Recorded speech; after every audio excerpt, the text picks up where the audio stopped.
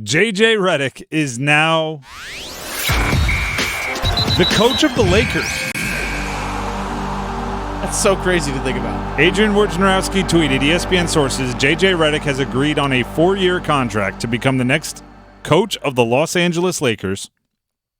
Rob Pelinka offered job this morning, and Redick's started working on a staff to surround himself with experience. I started my coaching career on Saturday. Okay.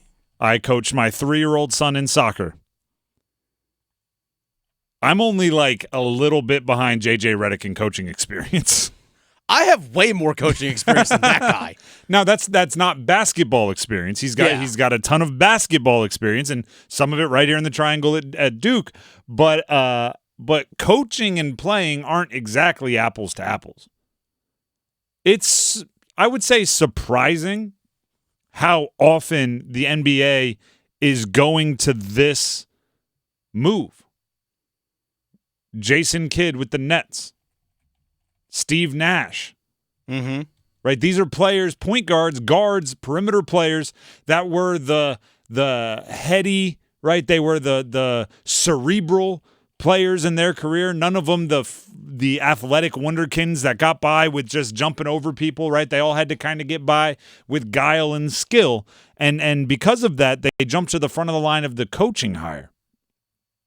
This is the Los Angeles Lakers, which I'm not somebody that's like, oh my gosh, the Lakers, it's a better job than something else. All I think of is the spotlight.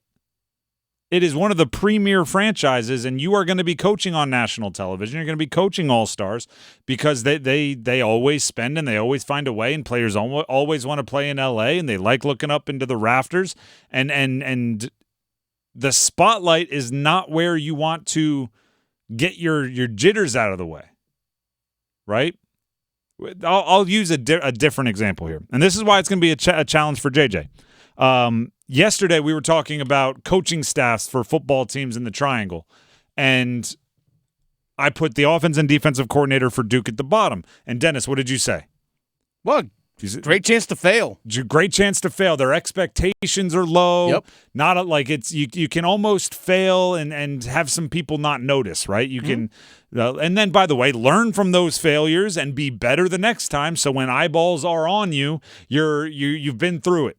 It's okay to fail. A lot of times, I just saw Joe Mazzulla, the head coach of the Celtics, who won the NBA championship.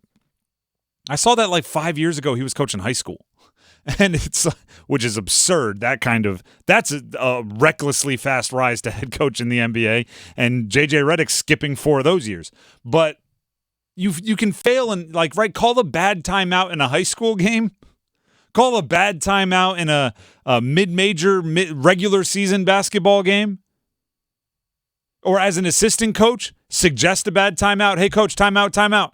Only to see the head coach look at you and go, no, dummy.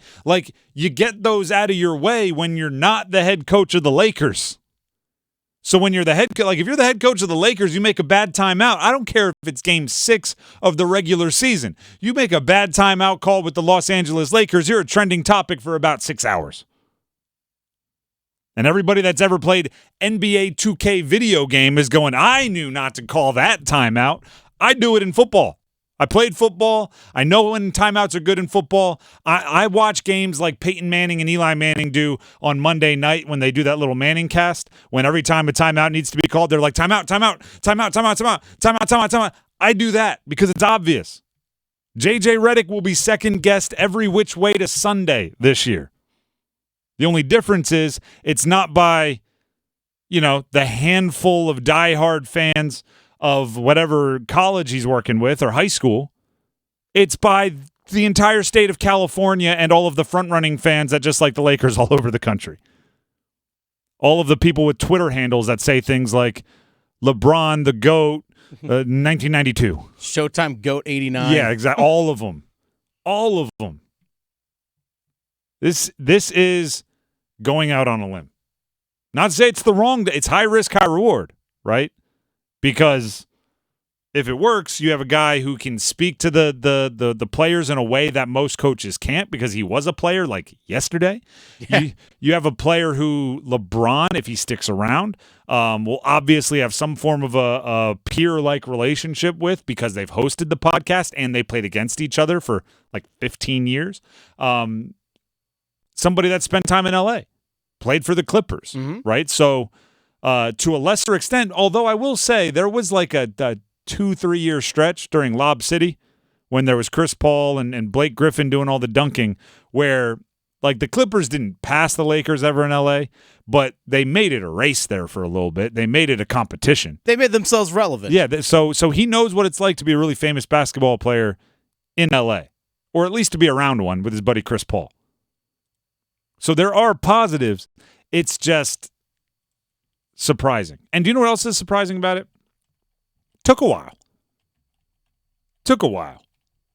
Like if you're interviewing candidates, then you don't want JJ Redick. Because if you're interviewing coaching candidates and you're going like, I want to see who answers this question better, it's like, well, no, the reason why you would hire JJ over these coaches is because you want that fresh other thing, right? It's like if you I don't know why this is the analogy that pops into my head. If you're throwing a wedding and you're hiring the music, right?